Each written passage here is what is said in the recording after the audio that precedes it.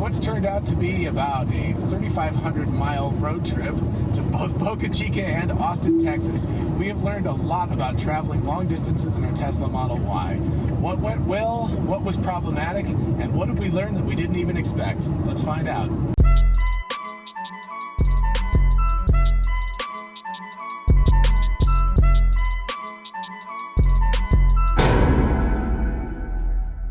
Hey y'all, it's Dr. Know-It-All. Welcome to our very, very messy car. Jeez. Sorry. You can tell, especially we tried to cover it up, but then we realized that the glass roof was actually just reflecting on all the mess. It's what happens when you drive over 3,000 miles on a road trip. It is what it is. It is what it is. So anyway, we are having a good time. We are back to Tifton, Georgia almost. We're taking a little more southern route to pick up our kid from grandparents. So that's why we're down in Florida instead of in Alabama right now. And frankly, we're not going to miss Alabama. We'll get to that in a minute. So anyway, what I want to do is I want to talk about the bad first, because it's just nice to talk about the bad. I know the good, the bad, and the unexpected sounds good in a title, but we're going to talk about the bad first just to get it out of the way. So anyway, the bad.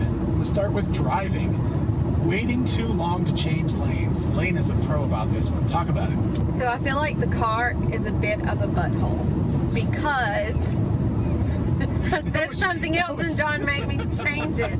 We had to edit out the other word. I didn't want to bleep it. So it's whenever you're going over into the left lane, the fast lane, you want to go over there quickly, especially if there's lots of traffic, and the car hesitates for too long. It takes too long to decide it wants to do it, and by the time it does decide it wants to do it, a lot of the times somebody's already there, and then you cut them off, and I feel like that is, just... You feel like a jerk when you're driving autopilot when it goes left. I don't think it doesn't do it to where it's dangerous, because it won't go over if they've met you, but you end up cutting people off, which is kind of a jerky thing to do. Yeah. And it's definitely worse going to the left than the right. We are having repair people are coming out, and I think replacing our left camera, so fingers crossed that might actually fix it. Going to the right is much better, but also it's a slow lane, so people are generally not zipping through really, really quickly there. So, second thing, it centers too much. Yes, it does.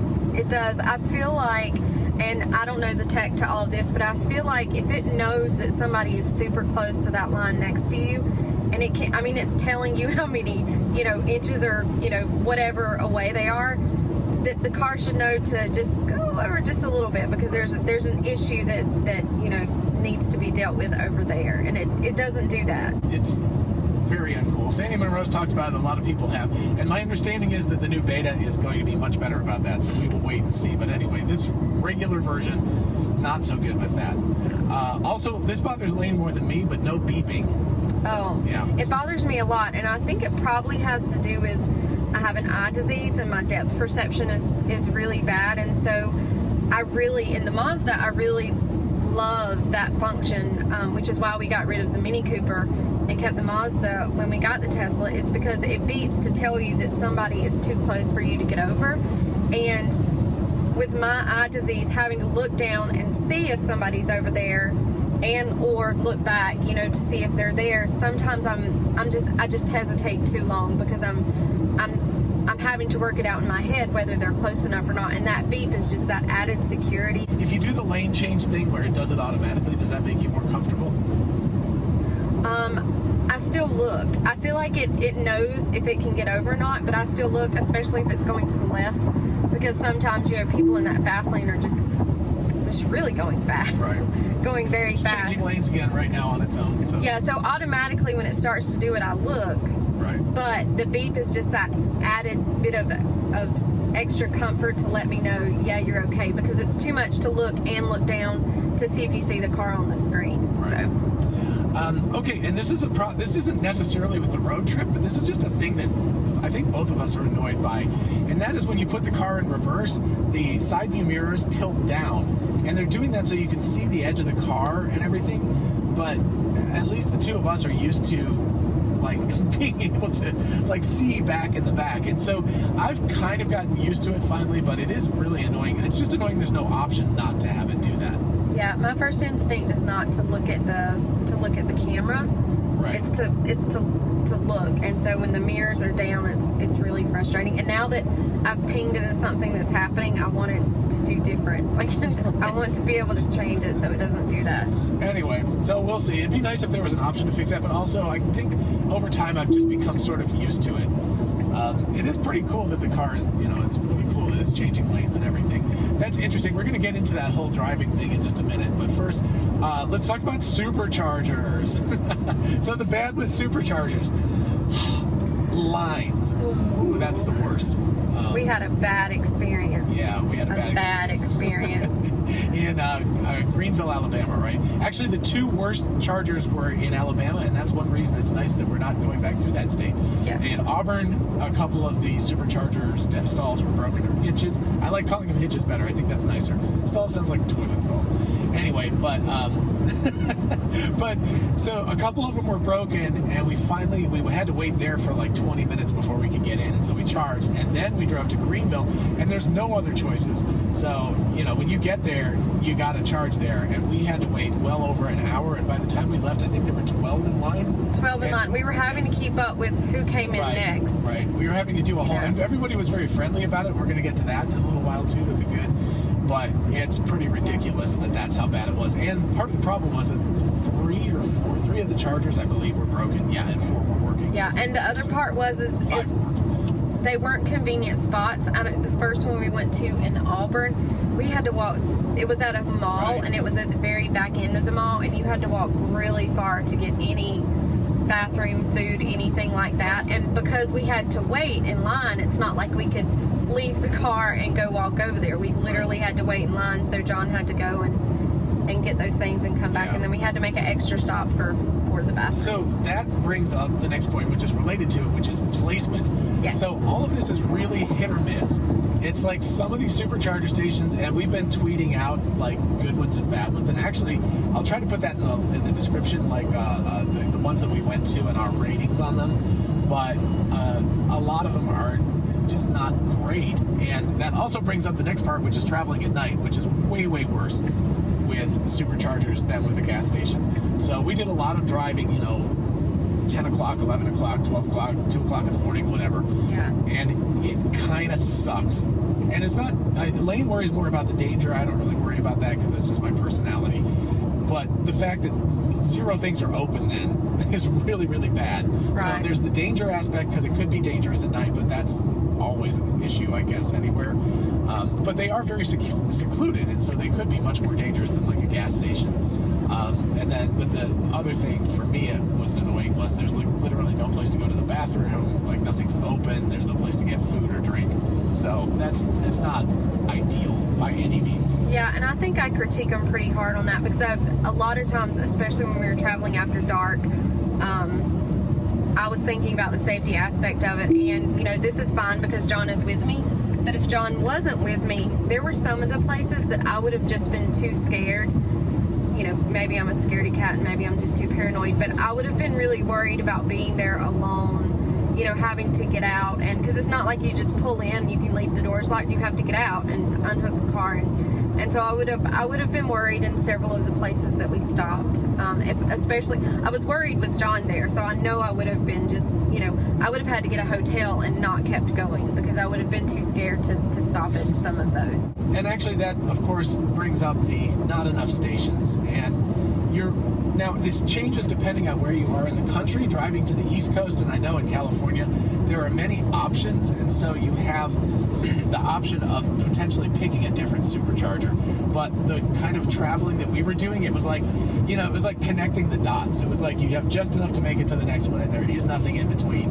And so you have to go to the next one, and there's not a lot of choices. And if there's a line or if something's bad, then you just got to take it, and you're stuck with what you get. Now, I expect, in 5 years, this is not going to be such an issue because these things are expanding very rapidly, but it is an issue right now still. I would love to see them at some kind of we stopped at one that was at a Love's truck stop, and I felt like that was perfect. It was very well lit. It was really, I think maybe that one might have been during the day, but it was very well lit. There was lots of people around. The amenities were open 24/7. That kind of thing made me feel safer. Right.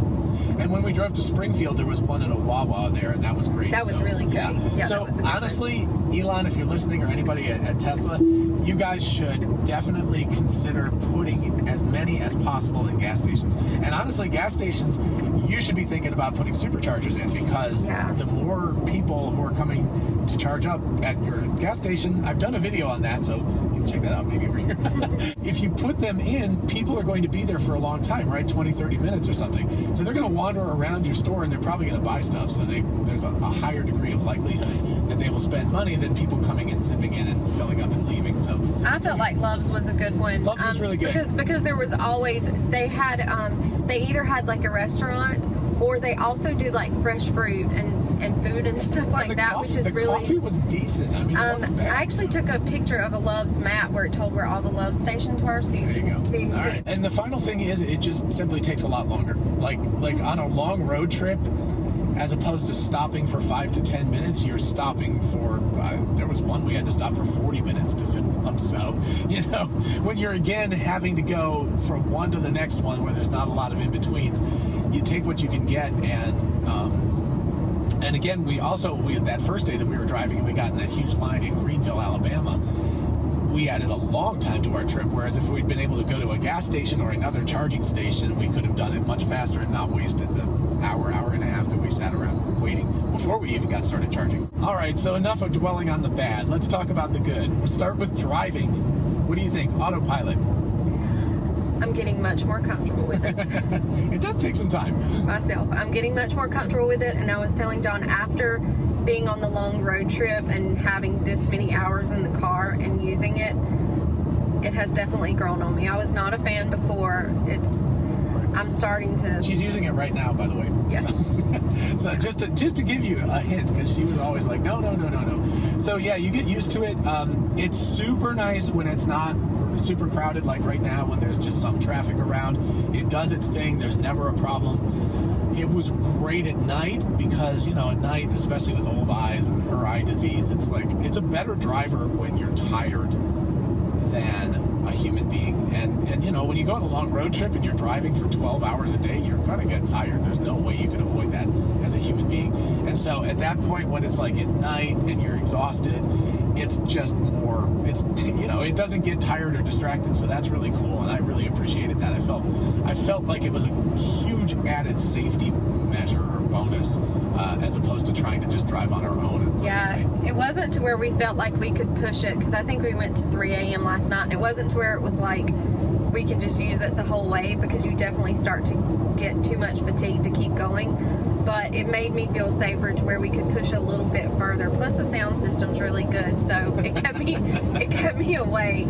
It's very good. And again, in the future, hopefully very soon future, regardless of whether they let you drive autonomously in the city, I feel like highways are going to happen relatively quickly, because the data is already there that autopilot is way safer. And of course, with the version 9 beta, if it's as good as Elon Musk and people say it is, I could see within a year or maybe 18 months in the United States being allowed to drive on the highway without legally having to hold the steering wheel. John's more generous with time there than me, but... But you know, if you can get to that point and you're basically a passenger on the highway, then suddenly a 12-hour day, it's not so bad anymore, because you can sleep, you can look at the news on your phone, you can get some work done. So you're not having all that focus and all that time you're expending driving is a huge energy suck. That scares me still, but I'm getting there. She's getting there. Anyway, so that's for the future, though. I also thought it was it's always amazingly good in traffic jams, because when you're stuck and you just go on a couple miles an hour and stop and go and all that stuff, and you don't even really have to deal with it, and it just drives itself. That's very nice. Lots of traffic jams. Right. Yeah, I mean, it's a road trip. It happens. There's always something that's going on. You're going to get stuck in weird traffic jams. It also handled some really crazy stuff. There was some wild construction things going on in different places, and it did such a good job with all of that. And I guess this is our first time going out west. Well, not really, but going in the south out west, like to Texas, and so we went through some crazy traffic. You know, just the way that they do it from state to state, how they handle the road work. So I feel like I know how like Georgia handles their road construction, things like that. It was crazy in some of the places, and I was surprised at how well the car handled just all those different instances that we came across. Right. Yeah, and the GPS is also better on the Tesla. It's more accurate than like Waze was, because we had this crazy thing where I-10, they shut it down and they didn't even tell us how long it was going to be shut down, like how many miles or exits ahead it was going to be shut down for. So we were on our own. We were driving around backwoods, but part of the time we were on a frontage road, which is like right next to the main highway, and Waze thought we were on the highway, and so it wasn't giving us good advice, but the GPS on the Tesla knew that we were not. And so that was really advantageous, that it was more accurate. So that was super good. And the final thing about driving is that it brings us together. And what I mean by that, which is nice, what I mean by that is I'm a super aggressive driver, you know, like always like just going, always thinking about passing the person who's going and all that stuff. And she's a very, very passive driver. And so she'll just hang out behind somebody who's going like really slowly, you know, it'll be 70 miles an hour, and she'll be behind somebody who's going 60 or 55, just like, you know, like, oh, no. I'm fine with it. I know. But anyway, so the car will pull out for her and pass, and also for me, because if I'm driving with it, it's doing its regular thing, and so the only real control you have is how many car lengths behind the one in front of you are. But aside from that, it drives pretty much identically for the two of us, so that's really cool. So I think it stops a few arguments on the way, because I'm not going like, pass that guy, and she's not going like, what the hell are you doing? You're crazy, man. So anyway, so it brings us together, so that's good. All right, onward to the road trip itself. So the good things about the road trip. Number one, sleeping in the car was pretty darn good. Yeah, it was. Yeah. Now, we bought a mattress. I'll put a link in the description for it. I'm not being paid or anything like that. I can't even remember who manufactured it. It's just an Amazon order. Yeah, it was an Amazon order. But anyway, it's a really nice mattress. It has the blow-up thing with it. We blew it up at the beginning of the trip, and it's actually still inflated back there. Yeah. But the camp mode was fantastic. We just set it for 21, which is, I think, 72 Fahrenheit, something like that. Whatever makes you comfortable. And it burned out somewhere around 20 or 25 miles each night. Now, it was reasonable temperature outside. If it had been freezing cold or boiling hot, it would have definitely used more mileage. Yeah. But it kept it super comfortable in our car. This morning when I woke up, we were at a Love's truck stop near Biloxi, right? In Biloxi, in Biloxi. Anyway, and that was nice. You can just pull into the parking lot and sleep for a few hours. They don't care. But freecampsites.net, by the way, is a really, really good website for the United States, at least. Yeah, the stops are rated and everything. Yeah, they're rated, there's safety, there's all sorts of stuff. And it has paid ones too, so you can actually look at that. But anyway, when I woke up in the morning, I looked around and our car did not have any condensation on it, because it had been keeping the temperature at a very consistent level. And all the other people that had been sleeping in their cars, the inside of the car, you know how it looks when you're breathing inside and it gets all humid and there's like all the condensation inside. So it was really nice. I was like, oh good, our car is not like totally full of condensation and dripping wet from us breathing inside of it all night. So that was It was a very relaxing sleep. And I know John's taller than I am, but I'm only 5 foot, so I was actually able to sit up straight. Yeah. And my head was just barely, just starting to touch the ceiling, but it was pretty comfortable to me. Yeah. So I'm like 5'10", which I think is right around 176 centimeters. So I think 6 feet tall, 180 centimeters or so, is probably about as tall as you can be and still fit in here, unless you're sleeping by yourself, in which case you can sleep diagonally, or you don't mind having your legs curled up the whole night. But I was able to do that, but by pushing this seat forward and my head basically almost touching the seat and my feet almost they were touching the back of the car. But so I was able to sleep comfortably, completely flat on my back. But if you're 6'5", it's not going to happen. If you're 2 meters tall or something like that, it's not going to happen. So you're going to have to figure out some other way. But for people who are more compact, it was great. That is with the seats all the way back, though. You could push. I pushed them forward to some extent. Did you? I did. Yeah. Okay. But anyway, Yeah. So I'm thinking like in the future, it might be really nice to, like when we go in the mountains or something like that, that if we don't really want to set up a tent, especially if it's raining or something icky, that we could just sleep in the car. This does car camping to the whole next level.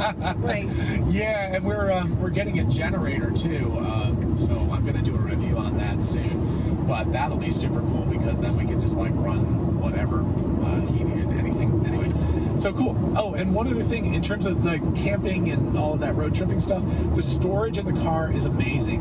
So good. Yeah, the frunk, we had our front cooler in there, and so we had some cool stuff in there, and we put other things on top.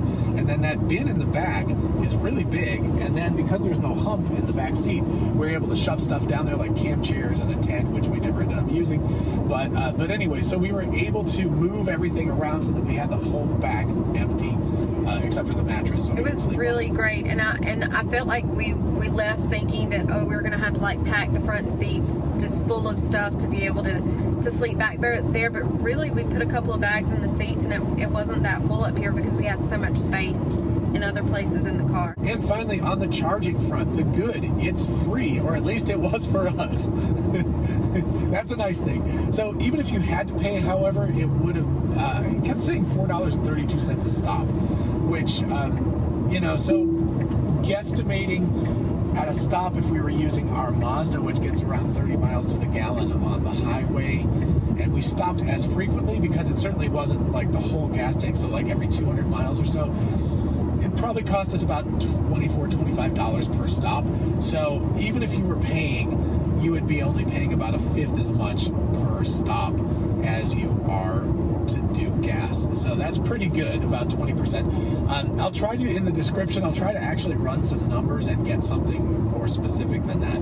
But anyway, it was super nice because we didn't have to pay a penny. So all of the energy costs are, because when we bought the car, we got a free year of supercharging. Is the free year of supercharging still going on, or is it? But if you can get a link, by the way, use our link in the description, you get 1,000 free supercharger miles.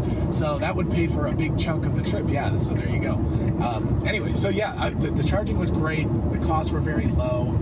And also, I think another benefit was that it makes me more mellow. I'm kind of an Indianapolis 500. Like, I'm usually, when we drive in like a gas car, I'm always like, you have 3 minutes to go to the bathroom. While I tank up, I'm going to run to the bathroom, grab some food, and we're out of here. And if it takes us more than 8 minutes, we failed. It is pit stop city. That's all you get. And if you take too long, it's what were you doing? Why did that take so long? We are behind. There are 10 cars that are ahead of us now. Well, we ended up blabbing so much, we ended up at a supercharger, so we're stopping. There you go. Anyway, so the last part we want to talk about is the unexpected things that we kind of learned along the way. The first one is charging beyond when it says you can go is really kind of a waste of time. I guess that probably isn't that unexpected, but basically when it's low, especially, man, when you get the 250 kilowatt chargers, it charges up that bottom part really fast. But as it gets higher and higher, it slows way down and way down. Like right now, we have 113 miles on the car, and it's charging at 165 kilowatts at a 150. That's interesting. It's actually above 150 kilowatts. I don't know. Anyway, but it will slow way down, like 70, 60. It'll go way down as it gets higher. So that extra time is not really worth that much. So it's when the Tesla thing says you can go to the next stop, you can just go ahead and go. So that's cool. Good to know. The next thing is, not all superchargers are created equal. No, they are not. No, they are not. Some of them have outages, and that sucks, and that is, of course, temporary. But there's also just things like some of them have nice amenities, like the one we just stopped at here is decent. I mean, there's a Dairy Queen, and there's some other stuff, and there's a gas station nearby. So those are pretty nice. That guy was at the last place with us, too. That's another fun thing, and we're going to get to the people in just a minute. But anyway, so some superchargers, really nice, nice amenities and things like that. Other superchargers, not so great. So they're definitely not created equal. And speaking of people, the people, they're super friendly. Everybody's very nice. I don't know. I feel like a little bit, it's like a little club, maybe. Maybe. I feel like when you're stopping and you're on the road trip and you park and everybody's just in their car and they're doing their own thing and you don't speak, a lot of times you don't speak to anybody. So it's kind of like, I don't know, it's kind of standoffish a little bit. But if you do get out and there's someone there, or like in Alabama where we spent lots of time waiting for stalls, you find shout out to the people we waited in line. Yeah, you find that they're really friendly, and it is kind of like a club, and you share tips and tricks and things that places you've traveled and other experiences you've had at superchargers and things like that. So so it is very cool to talk to people and have a way to especially those tips that we learned. Yeah, and I was going to get to that next, actually, which is, but at first I want to give a shout out to Carlos, because I actually had a fan, and I've got a picture of him and me both with the Don't Mess with Tesla t-shirt. Check out the merch store. It's in the merch store.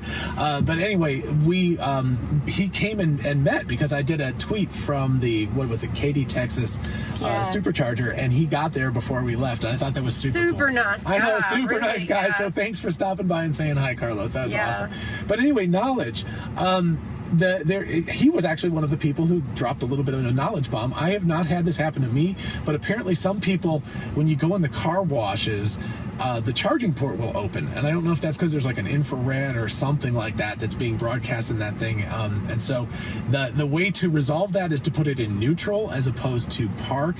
I think that's only for car washes where you actually park the car and the car wash goes around you, because otherwise, like the one that we usually go to is like a little conveyor belt, and so you have to put it in neutral to go on that. But anyway, so there's one really cool thing. So put it in neutral and just put your foot on the brake if you're in that kind of thing.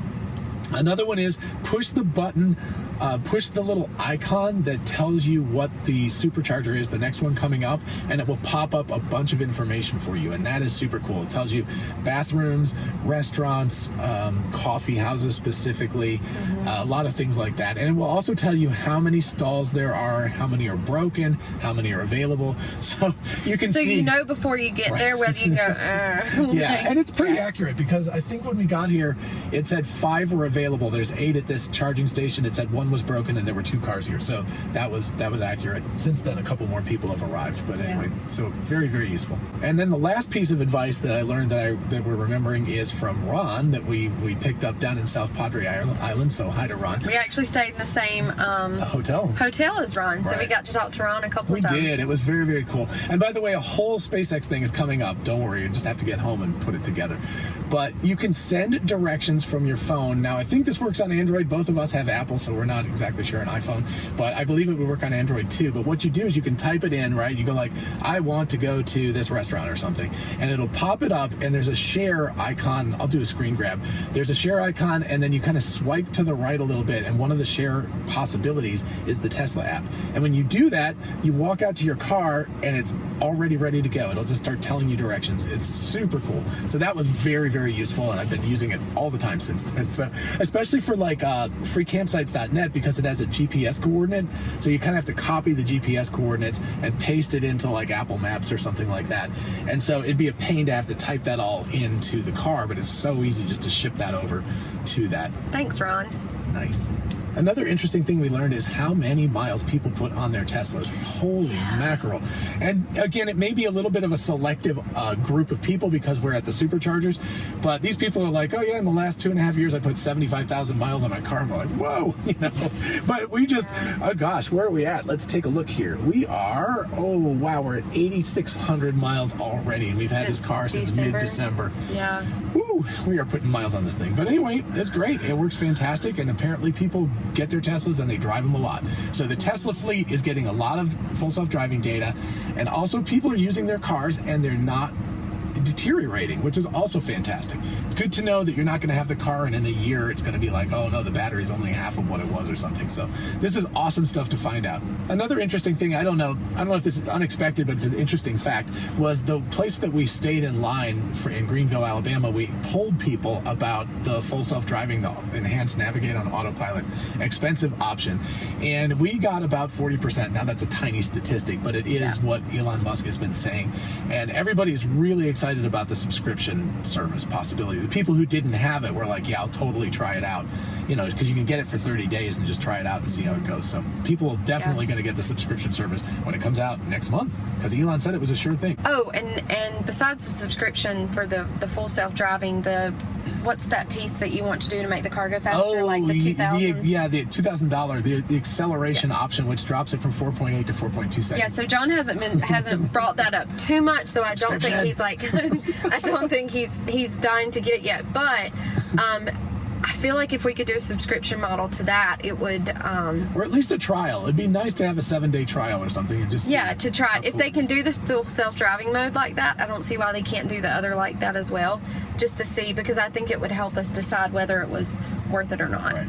I know it would be worth it for me. But we also just spent a lot of money on this trip, so Yeah. Anyway, that's why I'm not talking about it so much right now. Another really interesting thing that we found out was that some thought is required to plan the trip. So when you get in a gas car, because gas stations are everywhere, you just don't think about it, right? When you get down to like a quarter tank, you start going like, oh, I better get some gas now. Or when you're tired or when you're hungry, you go and do it. You have to think about it, especially if you want to pick a supercharger that Tesla doesn't pick for you. You have to kind of fake it. You have to fudge it with the Tesla thing. You have to kind of tell it which one you want to go to and how to skip ones and all of that kind of stuff. I think that's easier on the East Coast because there are more to pick from. On this trip, we could do it a little bit, but it was still a little bit. It was kind of like, no, you're going to stop at this one and you're going to stop at that one. So it was a little bit like that. Indeed. Another thing that we found out just from stopping at the Pearl in South Padre and also the Holiday Inn is you should ask about destination chargers. The Holiday Inn, there's kind of a public area there, and I think there were 6. Was it 6? But anyway, there were 5 at the Pearl, and the guy just told us we wouldn't even have known. Yeah, because it wasn't, we made the reservations, and we had no idea that they had that. They didn't. I guess it's not big enough that they would announce it and say, hey, we have this, but we would stay at a place based on that. Yes, exactly. And we chose that place not knowing, actually, we didn't even know that it was going to be, and that'll be coming in John's next video. We didn't know it was a great place view. to stay. We didn't know we were going to have a view, but definitely something that we pay close attention to. So that was a good one. Another thing that we found out, and Sandy Monroe previewed this, so I was thinking about it on the trip, was the seats are great for long distance. Yeah. They don't feel like luxury seats. Like when you get in them, you're not like, oh yeah, Corinthian leather, it's, whatever. That's sorry. It's not super. Yeah, I don't know what you're talking about. Ricardo Montalban, for anybody who knows. When you sit in the seat, it's like, oh, this is comfortable. But even in the Mazda, when I sit in the Mazda seats, I'm like, ooh, this is really comfortable. But I do get tired sitting in the seat in the Mazda, and in this car, I don't seem to get tired like that. As a matter of fact, while John was driving and I went to sleep over, in the passenger side, it actually slept really well. So even if you don't have the mattress in the back, sleeping in the seat is really not that uncomfortable, and you don't get that exhaustion. I don't know what you would call that, but back exhaustion. Like but being somewhere between business and first class and an airliner, as opposed to coach. Yeah. This is definitely not coach. This is the kind of thing where you can make the seat go back. It's super comfortable. You can sleep in it if you need to as a passenger, of course, and someday as a in the driver's seat when you don't have to drive anymore. And it goes really far back. Yeah. It goes much further back than a lot of cars that we've owned. So super good job for the people who designed the seats. Man, I mean that's a hard job to do, and you guys did a great job. That wasn't unexpected. Yeah, and the lumbar is great for me. Anyway, really good for long distances. Also, just another, it was kind of unexpected, but again, we talked about this a little bit before, but just to reiterate, getting used to Autopilot. Like the longer you drive with it, when you just put it on for all of these miles, you get used to how it behaves and you start to trust it. And when you trust it, everything works much better. Yeah. It was really good for me, especially when John talked about me being a little bit more passive of a driver. It was a lot better for me, especially when in those road construction places where you're just squished between semis and a concrete barrier, and John just kept telling me, trust the car, it's a better driver than you are. And so I didn't want to trust it, but I kind of leaned into that, and I started to learn, it actually is as good as they say it is. Yeah. It is that good. So I'm feeling a lot more comfortable with it now than I did starting the trip. So if you have a Tesla, and this is true for just the traffic assist or traffic aware cruise control, if you have a Tesla right now and you're afraid to use it, just use it. You'll get used to it. It's actually very, very good. Yeah, that was another thing that several people talked about, is if they didn't have the full self-driving, that when they turned on the TAC, traffic aware cruise control, it works. It just doesn't change lanes and do all the navigation for you. Yeah, there was lots of places in Texas that the car wouldn't drive. It would have the 2 blue lines instead of the one for miles and miles, and I don't know why, if it was road construction or what, but even in that, it still maintains its lane, it maintains distances, it's safe. So yeah, I would say even if you don't have the enhanced navigate on autopilot, you should use the other one as much as possible, because it really is very, very good for most circumstances, except for some weird things once in a while where like there's a bizarre thing. But even handled some crazy like road construction where they were wiping out old lines and putting in new ones, and I couldn't even quite tell where we were supposed to go, So and it bad. figured it out. I was like, nice. We had lots of stuff Right. like that. There's lots of crazy construction stuff in Texas right now. Yeah, there is. And Louisiana needs a lot of construction. Get on it, Louisiana. No. And finally, this one's just for me. Probably Lane probably doesn't notice, but I sweat a lot. I don't do that. Yeah, it's like I'm so gross and I'm always sweating. And this thing's climate control is so good. Well, actually, you mentioned that when you get in the car, it's not boiling hot because it keeps it at a reasonable temperature, and the heat pump is really efficient. It like knocks the temperature down super, super fast. And then it doesn't have hot and cold spots in the car. So for me, like usually, like this is the second day I've worn this shirt, which is, I know, gross, but but we're on a road trip, right? We slept in the car last Yeah, time. I know. But usually I would be all sweaty. It was a Tesla, but we did sleep in the car. I'd be sweaty, I'd be gross, and I'd be wanting to change clothes and take a shower. But this keeps me super comfortable. So I really, really appreciate that. Did not expect it quite so much, but thank goodness for that. It really makes road tripping an awful lot easier not to be sweaty and gross. So, Yeah, it is April, so it's not super hot in the South yet. But I did mention that to It's John. pretty hot. You in the South, when you get into your car, you know it's breathing in hot air. It's just stifling how much heat is in it, and we don't get that at all. And it was something that I didn't realize until today, that I was like, you know what, I feel like I'm missing that uncomfortableness that I'm used to, and so it's really nice. So anyway, that's our, I guess, rather extensive review of our first really long road trip. Like I said, over 3,000 miles, or about 5,000 kilometers or so. I think that everything was fantastic for the most part. The problems were more niggly problems. They weren't really really big issues or anything like that. Anyway, hopefully you will have a chance to experience this stuff. If you have gone on a road trip, definitely leave information in the comments and let other people know. Again, I'll try to put in the description like a real quick like bullet list of the superchargers we went to for your information if you're driving a similar route or anything like that. Mm-hmm. In the meantime, please do like this so other people can find it, and definitely subscribe for more of these videos. Also, as always, a really, really big thank you to my patrons on Patreon. You all actually supported this trip. Thank you. It did cost a good deal of money in the end, even without having to pay for gas or electricity. Worth it. Definitely worth it, but you guys are all wonderful. You're our producers, so thank you. I really appreciate that. Also, again, don't forget, don't mess with Tesla t-shirt, other t-shirts. Don't forget about the merch store. You can go shopping and help out the channel. And finally, again, don't forget that we are Tesla and Amazon affiliates. Specifically, the Tesla one, if you look down there and you click the link and you order a Tesla, we each get 1,000 free supercharger miles, which is awesome because that gives you free mileage. So great. And in the meantime, please do feel free to ask questions in the comments or at my email address, which is drknowitallknows@gmail.com. Till next time. So cheesy. I know. Bye-bye.